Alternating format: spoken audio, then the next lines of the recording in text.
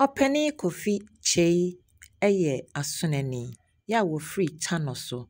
Tanoso a meken ofite ekra na wo koho ewo ahafo mantemo. Enne yewra amana kwanya amana abesi bibi akere no se tanoso hene ya enne woye ne brempom. Na ho so adane ama ne nkonwadini abeye nana oten bafo oben akomia. Nana Efrititi Media Productions Emma Otriankwa. Yesra obade say Oma Yokodro honhom na som tanoso na fabesum yewra santehene.